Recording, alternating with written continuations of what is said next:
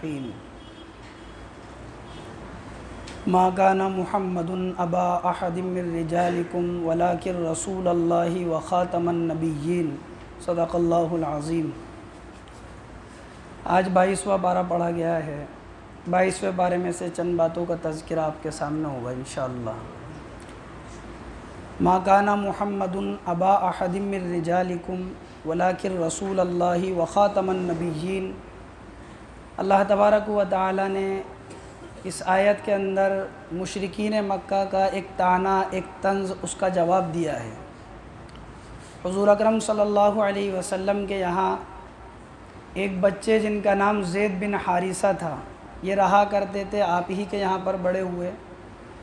ان کا نکاح حضرت زینب رضی اللہ عنہا سے ہوا۔ پھر ایک وقت ایسا آیا کہ ان کی طلاق ہو گئی، تو حضور اکرم صلی اللہ علیہ وسلم کا نکاح اللہ کی طرف سے یہ بات طے ہو گئی کہ آپ زینب سے نکاح کر لیں۔ تو مشرکین مکہ نے یہ طعنہ دیا تھا کہ جو ان کے یہاں پر بچہ رہا کرتا تھا تو اس کی بیوی سے آپ نے نکاح کیسے کر لیا؟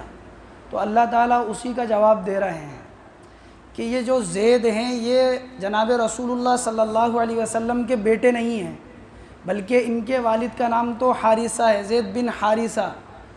تو جو لے پالک بچہ ہوتا ہے یا جو بچہ کسی کے یہاں بڑا ہو جاتا ہے تو وہ جس کے یہاں بڑا ہو گیا وہ اس کا حقیقی باپ نہیں ہوتا ہے۔ ایک بچے کو کسی نے کسی سے لے لیا مثال کے طور پر اور اپنے یہاں پالا یا وہاں بڑا ہو گیا وہ بچہ، تو یہ مطلب نہیں ہوتا کہ وہ اس کا حقیقی باپ ہو گیا۔ اسی لیے تو جو بچہ لے پالک ہوتا ہے اس بچے کو وراثت میں حصہ نہیں ہوتا ہے۔ یہ بچہ ایسا ہی ہوتا ہے گھر کے اندر، جیسے بڑا ہونے کے بعد جب بالغ ہو جائے، جیسے اور دوسرے غیر محرم ہوتے ہیں، اگر کوئی اور رشتہ نہیں ہو تو اس طعنے کا جو مشرکین مکہ کہا کرتے تھے اس کا ذکر کیا۔ ما کان محمد ابا احد من رجالکم، محمد صلی اللہ علیہ وسلم تم میں سے جو بالغ مرد ہیں، مذکر لوگ ہیں، جو مرد حضرات ہیں، ان میں سے اللہ کے نبی کسی کے والد نہیں ہیں۔ مطلب یہ ہے کہ جو آپ کے بچے ان کے تو والد ہیں، جیسے حضرت قاسم، عبداللہ، ابراہیم، زینب، لیکن تم میں سے کسی کے والد نہیں ہیں۔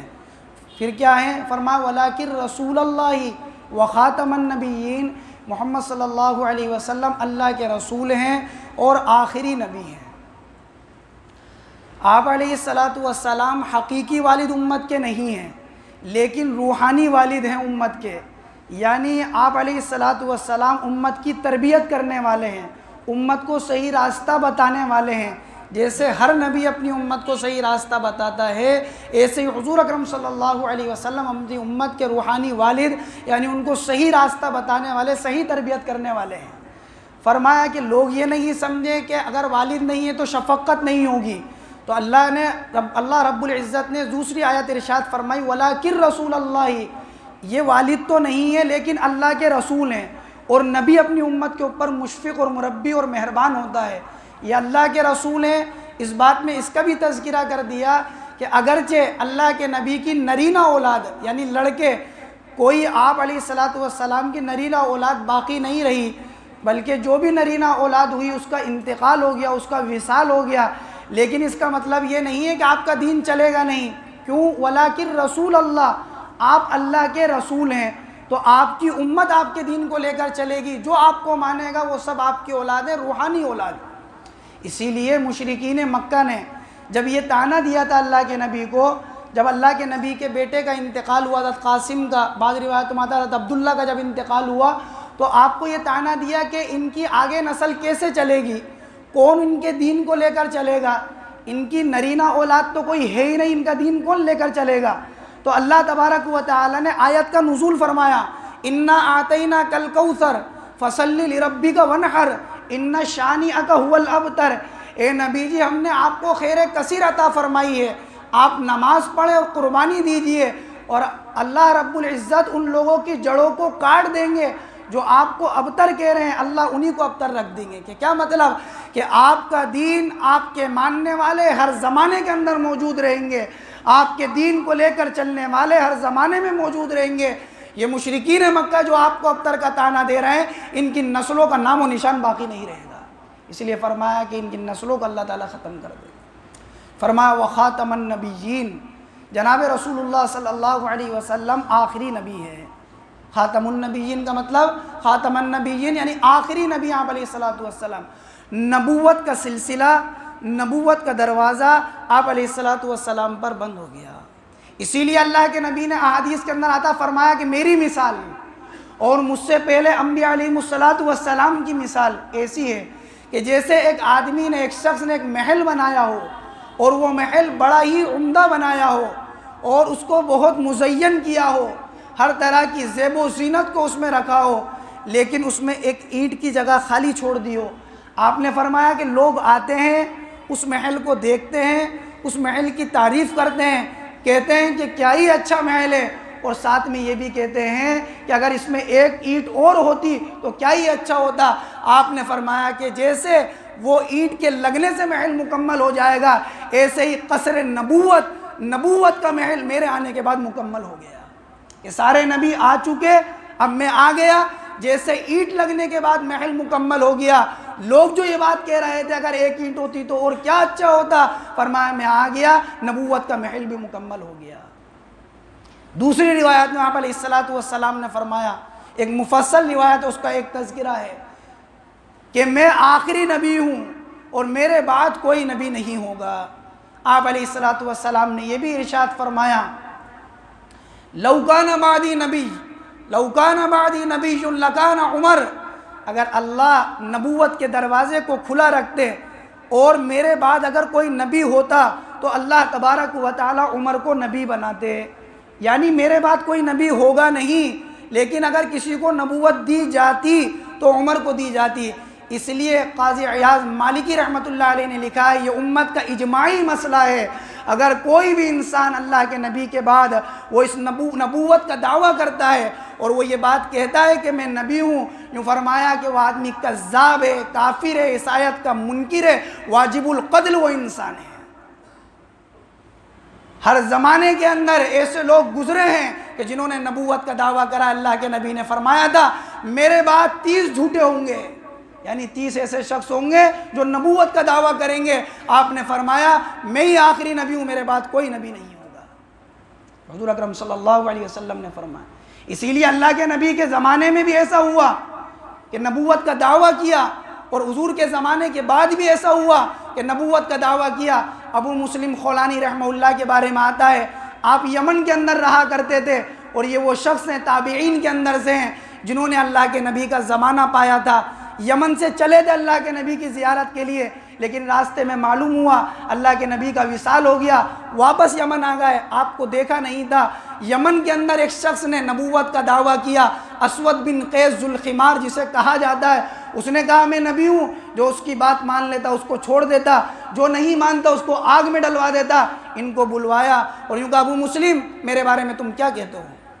انہوں نے کہا کہ تو کیا کہلوانا چاہتا ہے، کیا پوچھنا چاہتا ہے؟ انہوں نے کہا کہ کیا تم مجھے نبی مانتے ہو؟ یوں کہا ماننا تو دور کی بات، میں اس بات کو سننے کی بھی تاب نہیں لا سکتا۔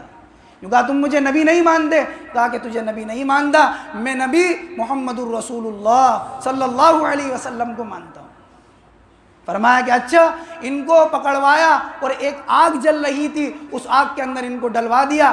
یہ آگ میں چلتے تھے اور کہتے تھے اشہد ان لا الہ الا اللہ واشہد ان محمد الرسول اللہ، میں گواہی دیتا ہوں اللہ کے سوا کوئی معبود نہیں اور محمد صلی اللہ علیہ وسلم اللہ کے رسول ہے۔ آگ نے ان کا بال بھی باقا نہیں کیا، ذرے کے برابر آگ نے ان کو نہیں جلایا۔ اس شخص نے ان کو نکلوایا آگ سے، لوگوں نے مشورہ دیا، اگر لوگوں کو پتہ لگ گیا کہ اس نے کلمہ آگ کے اندر بھی پڑھا ہے اور آگ نے کچھ نہیں کیا تو لوگ تیری نبوت جو دعویٰ کر رہا ہے اس کے منکر ہو جائیں گے، ان کو یہاں سے نکلوا دے۔ یہ یمن سے نکلوا دیا۔ اب یہ یمن سے چلے سیدھے مدینہ، امیر المؤمنین حضرت عمر فاروق رضی اللہ عنہ کا دور ہے۔ حضرت عمر فاروق رضی اللہ عنہ کو بتایا یہ ابو مسلم خولانی جن کے ساتھ یہ معاملہ ہوا ہے، ایسا معاملہ کہ آگ نے ان کو جلایا نہیں۔ بعض کتابوں میں ایسا لکھا ہے حضرت عمر رضی اللہ عنہ نے ان کی پیشانی کا بوسہ دیا اور یہ فرمایا اللہ کا کتنا بڑا احسان ہے جو مدد اللہ نے اپنے نبی ابراہیم خلیل اللہ کی آگ میں کی، وہ اس امتی کے اللہ تعالیٰ نے مدد کی۔ اس لیے فرمایا کہ میں آخری نبی ہوں اور میرے بعد کوئی نبی نہیں ہوگا۔ جو بھی نبوت کا دعویٰ کرے گا، چاہے وہ مسیلمہ کذاب ہو یا اسود بن قیس ذوالخمار ہو، چاہے وہ مرزا غلام احمد قادیانی ہو اور چاہے وہ شکیل خان جسے شکیل بن حنیف کہا جاتا ہے، چاہے وہ اس زمانے کے اندر جو بھی نبوت کا دعویٰ کرے گا وہ جھوٹا ہے، کذاب ہے اور واجب القتل ہے ایسا انسان۔ اور جو ایسے انسان کی بات کو مانے گا، نبوت کا دعویٰ اور اس کو ماننے والا تو دور کی بات، جو آدمی اگر اس بات کا بھی منکر ہوگا کہ اللہ کے نبی آخری نبی نہیں ہے، وہ بھی کافر ہے، وہ انسان بھی۔ حضور کو ماننا بھی ہے اور آخری نبی بھی ماننا ہے۔ حضرت عیسیٰ علیہ السلام جو آئیں گے قرب قیامت کے اندر، حضرت عیسیٰ علیہ السلام آئیں گے، یہ اسی محل کی ایک اینٹ ہیں جس کی مثال اللہ کے نبی نے دی تھی۔ یہ کوئی نئی اینٹ نہیں ہے، کوئی نئے نبی نہیں ہے، اور یہ اسی شریعت پر عمل کریں گے جو جناب رسول اللہ صلی اللہ علیہ وسلم کی شریعت ہوگی۔ اس لیے نئے نبی نہیں ہے، کوئی نیا نبی قیامت تک نہیں آ سکتا۔ اللہ تبارک و تعالیٰ نے اس آیت میں اس بات کا تذکرہ کیا۔ دوسری چیز اللہ تبارک و تعالیٰ نے دوسری بات اللہ نے حضور علیہ السلام کی 5 صفات ایک آیت میں بیان کری۔ یا ایھا النبی انا ارسلناک شاہدا ومبشرا ونذیرا وداعیا الی اللہ باذنہ وسراجا منیرا۔ ایک آیت میں 5 صفت اللہ کے نبی کی بیان کی۔ اے نبی جی، انا ارسلناک، آپ آئے نہیں، ہم نے آپ کو بھیجا ہے، آپ آئے نہیں، آپ کو مبعوث کیا گیا ہے۔ کیوں؟ شاہدوں، آپ لوگوں کے اوپر گواہ ہوں گے۔ کیا مطلب شاہد ہونے کا؟ یوں فرمایا کہ مطلب یہ ہے قیامت میں اللہ تبارک و تعالیٰ کے سامنے نبی ہوں گے، امتیں ہوں گی۔ حضرت نوح علیہ السلام کی امت ہوگی۔ حضرت نوح علیہ السلام سے اللہ تبارک و تعالیٰ پوچھیں گے، اس امت سے، نوح علیہ السلام کی امت سے، کیا نوح نے تم تک دین کو پہنچا دیا تھا؟ یہ کہیں گے کہ ہمارے تک تو دین کو نہیں پہنچایا، ہمارے تک کوئی دین کی بات نہیں پہنچی۔ تو حضرت نوح علیہ السلام سے پوچھا جائے گا، کیا آپ نے دین نہیں پہنچایا؟ حضرت نوح کہیں گے میں نے دین پہنچا دیا تھا۔ اے اللہ، میرے گواہ محمد صلی اللہ علیہ وسلم ہیں۔ اللہ کے نبی گواہی دیں گے کہ ہاں حضرت نوح علیہ السلام نے دین کو پہنچا دیا تھا۔ بعض مفسرین نے یہ لکھا کہ حضرت نوح علیہ السلام کی امت انکار کر دے کہ دین نہیں پہنچایا۔ نوح علیہ السلام کہیں گے کہ اللہ، میرے گواہ امت محمدیہ صلی اللہ علیہ وسلم ہے، آپ امت محمدیہ سے معلوم کر لیں۔ اللہ رب العزت اس امت سے معلوم کریں گے تو یہ امت کہے گی کہ ہاں نوح علیہ السلام نے دین پہنچا دیا تھا۔ نوح علیہ السلام کی قوم کہے گی یہ تو بہت بعد میں آنے والے، ان کو کیسے پتا میں دین پہنچا دیا تھا؟ تو امت محمدیہ کہے گی کہ ہمیں ہمارے نبی نے بتایا تھا۔ اللہ کے نبی گواہی دیں گے کہ ہاں میں نے ان کو بتایا تھا کہ نوح نے ان تک دین کو پہنچا دیا تھا۔ یہ مطلب ہے انا ارسلناک شاہدا، آپ کو گواہ بنایا ہم نے، ومبشرا ونذیرا، آپ کو بشارت دینے والا، نیک عمل کے اوپر وعدے، جنت کا استحقاق، جنت کی نعمتیں، بشارت دینے والا بنایا، ونذیرا، آپ کو ڈرانے والا بنایا۔ جو آدمی اس زندگی کو گزارے جو اللہ کو ناپسند ہے، فرمایا آپ کو ڈرانے والا بنایا، جہنم سے، قبر کے عذاب سے، آخرت کی پکڑ سے، میدان محشر کی رسوائی سے آپ لوگوں کو ڈرائے۔ وداعیا الی اللہ، یہ 4تھی صفت، آپ داعی الی اللہ ہیں۔ کیا مطلب؟ اللہ کی طرف بلانے والے ہیں، بِإِذْنِهِ، اللہ کی اجازت سے، اپنے من سے نہیں، اللہ کے مقرر کردہ ہیں، داعی الی اللہ ہے۔ حضور اکرم صلی اللہ علیہ وسلم نے اس لیے فرمایا تھا کہ مجھے اس دعوت کی محنت کی وجہ سے، اس دین کی محنت کی وجہ سے جتنا ڈرایا گیا اتنا کسی کو نہیں ڈرایا گیا، اور جتنا مجھے ستایا گیا اتنا کسی کو نہیں ستایا گیا۔ آپ داعی الی اللہ ہیں۔ کیسے داعی؟ ایک ایک کے پاس جاتے تھے، ایک ایک کے دروازے پر کھڑے ہوتے، کبھی مینا کے اندر، کبھی مدینے میں، کبھی مکہ میں، کبھی بازار بطحان میں، کبھی عقیق کے اندر، اور ایک ایک سے کہا کرتے تھے اللہ کو مان لو اور کامیاب ہو جاؤ گے۔ داعی الی اللہ ہیں آپ۔ فرمایا وسراجا منیرا، آپ چمکتا ہوا روشن اور منور سورج کی طرح ہیں۔ کہ کیا مطلب؟ جس طرح دنیا کے اندر سورج ظاہر ہوتا ہے، ساری روشنیوں سے بے نیاز کر دیتا ہے کہ سورج آ گیا، اندھیرا چلا گیا، اب کسی روشنی کی ضرورت نہیں ہے۔ محمد صلی اللہ علیہ وسلم آپ آ گئے دنیا کے اندر، دنیا سے ظلمت، تاریکی، اندھیرا، کفر، نفاق، شرک، یہ ساری چیز ختم ہو جائے گی۔ ایک اللہ کی وحدانیت کا ڈنکا ساری انسانیت میں بجے گا۔ آپ سراج منیر ہیں۔ تیسری بات اللہ تبارک و تعالی نے اس پارے کے اندر جو ذکر کری، اہم بات، بہت زیادہ، پورا ہی قرآن اہم ہے۔ فرمایا ان اللہ وملائکتہ یصلون علی النبی یا ایھا الذین آمنوا صلوا علیہ وسلموا تسلیما۔ فرمایا اللہ اور اس کے فرشتے نبی کے اوپر درود اور رحمت بھیجتے ہیں۔ یا ایھا الذین آمنو، اے ایمان والو، صلو علیہ وسلموا تسلیما، نبی کے اوپر درود اور سلام بھیجو۔ اللہ نے نماز کا حکم دیا، کہیں نہیں کہا کہ میں نماز پڑھتا ہوں۔ اللہ نے زکوٰۃ کا حکم دیا، یہ نہیں کہا کہ میں زکوٰۃ دیتا ہوں۔ روزے کا حکم دیا، یہ نہیں کہا کہ میں روزہ رکھتا ہوں۔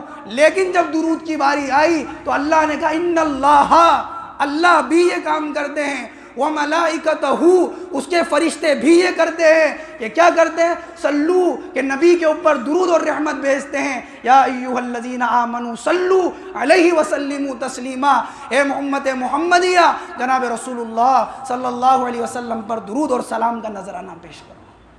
اسی لیے جب یہ آیت کا نزول ہوا، صحابہ نے پوچھا سلام کا طریقہ تو اللہ کے نبی آپ نے ہمیں بتا دیا، درود کے بارے میں بتا دے، درود کیسے پڑھیں؟ فرمایا سلام کا طریقہ تو ہمیں نماز میں بتا دیا، السلام علیکہ ایھا النبی ورحمۃ اللہ وبرکاتہ، سلام کا طریقہ تو آپ نے بتا دیا، درود کیسے پڑھیں؟ تو آپ نے فرمایا کہ درود اس طرح پڑھو، اللہم صلی علی محمد وعلی آل محمد کما صلیت علی ابراہیم وعلی آل ابراہیم انک حمید مجید، اللہم بارک علی محمد وعلی آل محمد کما بارکت علی ابراہیم وعلی آل ابراہیم انک حمید مجید، کہ اس طرح تم درود پڑھو۔ کہ کیا ملے گا اس درود کے اوپر؟ یوں فرمایا، روایتوں میں آتا ہے ایک مرتبہ درود پڑھنے پر 10 نیکیاں لکھی جائیں گی، 10 درجے اس کے بلند ہوں گے، 10 گناہ اس کے معاف ہوں گے، اور 10 رحمتیں اللہ تعالیٰ کی طرف سے اس کے اوپر نازل ہوں گی۔